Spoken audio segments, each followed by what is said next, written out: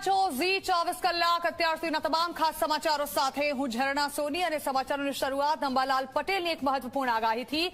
આ વખતે ગુજરાતમાં શિયાળો વહેલો શરૂ થવા જઈ રહ્યો છે। જી હા, આગાહીકાર અંબાલાલ પટેલે આ અંગે આગાહી કરી છે।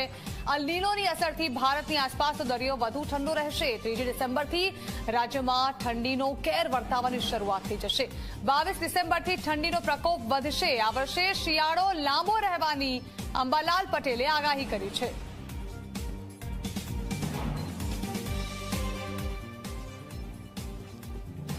શિયાળાની ફૂલ ગુલાબી ઠંડીની સવાર સૌ કોઈ રાહ જોતા હોય છે, કારણ કે આ જ સમય હોય છે જ્યારે આરોગ્યની જાળવણી પણ ખૂબ સારી રીતે કરી શકાય છે। મોસમ પણ ખૂબ સારું હોય છે।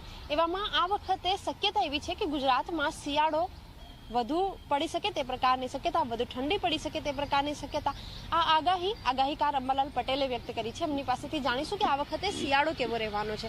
આપ જણાવો, કેવો શિયાળો રહેશે? લા નીનોની અસર વર્તાઈ રહી છે। તેના તજજ્ઞો મારફતે આગાહી કરવામાં આવી છે। ઓગસ્ટમાં કરવામાં આવી કે લા નીનો ન બન્યો, સપ્ટેમ્બરમાં કરવામાં આવી કે લા નીનો ન બન્યો, ઓક્ટોબરમાં હજુ કેટલાક તજજ્ઞોના મતે કરાઈ છે, પરંતુ આ લા નીનો ક્યારે બનશે તે કહી શકાય તેમ નથી।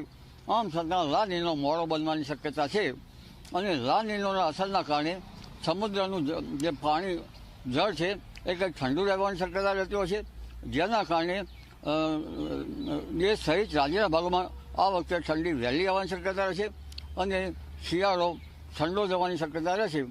જેમાં લગભગ 3 ડિસેમ્બરથી જ ઠંડી પડશે। 22 ડિસેમ્બર પછી આકરી ઠંડી પડશે। પોષ માસ આકરો રહેશે અને આ વખતે ઉપરાંત લા નીનોના કારણે એક પછી એક પશ્ચિમી વિક્ષોભ પણ વધારે આવશે। પશ્ચિમી વિક્ષોભના કારણે માવઠા પણ વધુ થવાની શક્યતા રહેશે। જી બિલકુલ, ચોમાસાની વિદાય જેવી રીતે લાંબી થઈ એવી રીતે શું શિયાળો પણ લાંબો ચાલશે? ચોમાસાની વિદાય મોડી થઈ ન કહી શકાય। હસ્ત નક્ષત્રમાં ચોખ્ખો ભૂલ થાય એટલે ચોમાસાની વિદાય થઈ શકે, પણ આમ છતાં વરસાદ ચાલુ રહેતો હશે ઓક્ટોબરમાં, એટલે લગભગ 27 સપ્ટેમ્બરથી 25 ઓક્ટોબર વચ્ચે ચોખ્ખો ભૂલ થશે। એ વખતે પરંપરાગત જ્ઞાન પ્રમાણે ચોમાસાની વિદાય ગણી શકાય છે। જી બિલકુલ, તો આ વખતે ચોમાસાની વિદાય પણ ગુજરાતમાંથી લેટ થશે અને આ સાથે સાથે શિયાળો વહેલો આવશે અને શિયાળાની ઠંડીની અસર પણ વધારે વર્તાશે।